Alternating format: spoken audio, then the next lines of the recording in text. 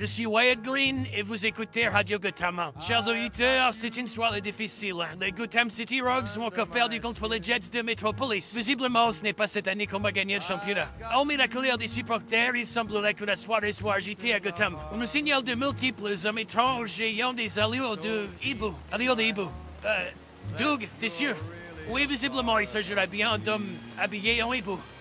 Encore une soirée mouvementée à Gotham. Mais nous doutons qu'une certaine chauve-souris est déjà son affaire. Retrouvons Summer Gleason pour un reportage sur Ice Cream Compte. Mes chers Gothamiens qui attendaient avec impatience les prochaines aventures de notre chauve-souris préférée, soyez prêts. Mesdames, mesdemoiselles, messieurs, nous avons eu des informations de taille sur la suite du film The Batman, donc The Batman partie 2 prévue pour octobre 2026. Et croyez-moi, vous allez sauter sur vos fauteuils. Alors embarquez avec moi dans la Batmobile, mettez vos ceintures et c'est parti pour cette vidéo spéciale sur The Batman.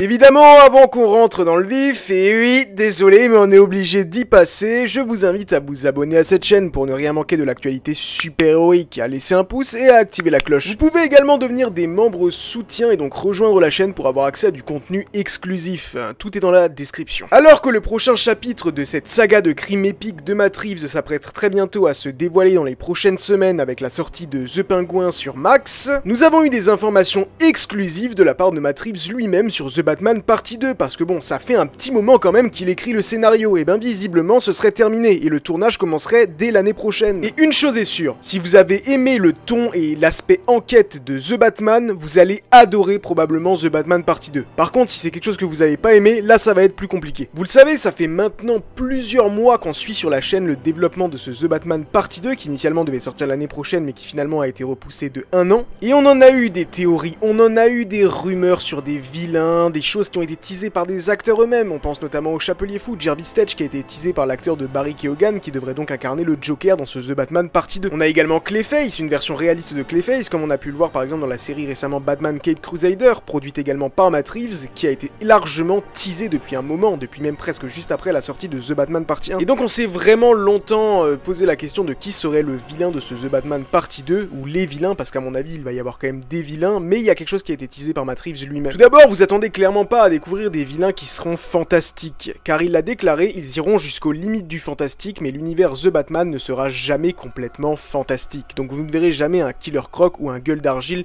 version Maxi Argile, quoi. Par contre, je comprends ça dans le sens où, par exemple, un Jarvis Tetch, un petit homme bizarre, ça ce serait pas impossible, et que justement avec les produits qu'il injecte à Bruce, comme l'épouvantail pourrait également le faire par exemple, et que Bruce soit par exemple dans des hallucinations, là on pourrait être sur du maxi fantastique, mais du coup ce serait pas réel, donc ça fonctionnerait. Enfin en tout cas, selon Matt Reeves, et c'est vrai, des graines ont été semées dans le premier film, et on verra la poursuite de ces graines, et ça prendra place directement après la série The Penguin, et ça on l'avait déjà évoqué plusieurs fois. En effet, cette série fera le pont entre The Batman 1 et The Batman partie 2. C'est pour ça que je vous recommande clairement de regarder cette série, même si vous n'êtes pas du tout intéressé par le personnage de Colin Farrell le pingouin. Pour le coup, apparemment la série est vraiment plutôt bonne, et surtout si vous voulez comprendre The Batman partie 2, bah je vous recommande clairement de regarder. Alors oui, soi-disant, Batman ne serait pas présent dans la série. Alors à mon avis, c'est comme Andrew Garfield, il n'était pas dans No Way Home. Voilà, je dirais juste ça là. Et ce qui est intéressant, c'est que Matt Reeves a déclaré que dans The Batman partie 2, on suivrait Batman qui essaiera de régler une histoire de corruption encore plus profonde, et qui l'amènera à aller à des endroits qu'il n'aurait même pas soupçonnés dans le premier film.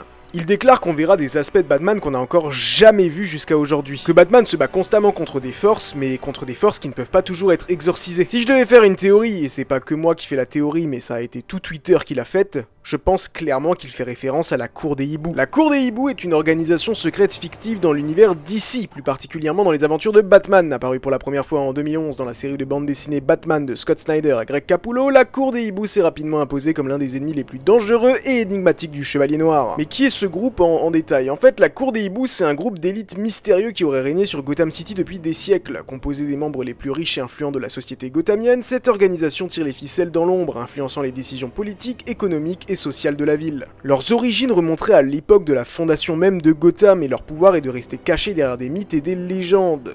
Alors que Batman se voit comme le protecteur de Gotham, la cour des hiboux se considère comme les véritables maîtres de la ville, observant silencieusement et intervenant lorsque cela est nécessaire. Leur siège secret est souvent situé dans des bâtiments oubliés ou cachés, et ils utilisent des passages souterrains pour se déplacer discrètement dans Gotham. Les membres de la cour portent des masques de hibou lors de leurs réunions et gardent leurs identités secrètes, même entre eux. Ils recrutent uniquement parmi les familles les plus puissantes de Gotham, ce qui leur confère un contrôle direct sur les affaires et le destin de la ville. Et ils ont des armes appelées Ergo, qui est l'arme principale de la cour et qui est un groupe d'assassins extrêmement qualifiés. Ces tueurs implacables sont souvent des guerriers ramenés à la vie grâce à une technologie cryogénique et alchimique développée par la cour. Le truc malgré tout, c'est que dans les comics, ce qui est vachement intéressant, c'est que la cour des hiboux intervient quand on a un Batman qui est déjà bien en place, qui a déjà de la bouteille, qui pense tout connaître sur sa ville, et quand il découvre qu'une société secrète la dirige secrètement depuis des années, bah clairement même depuis des siècles, du coup ça lui chamboule complètement. Donc peut-être que d'un côté j'aurais plus vu ça pour le Batman du DCU, mais c'est assez cohérent qu'on fasse ça avec le Batman de Robert Pattinson, parce que c'est un petit peu les thématiques qu'il traite, mine de rien. Maintenant faut avouer que la cour des hiboux c'est quelque chose d'assez récent, ça date des années 2010, et pour le coup c'est quelque chose qui s'est extrêmement popularisé ces dernières années. On a pu la voir dans plusieurs séries comme Gotham, Gotham Knights, dans des films d'animation, il y a même un film d'animation qui lui est entièrement consacré.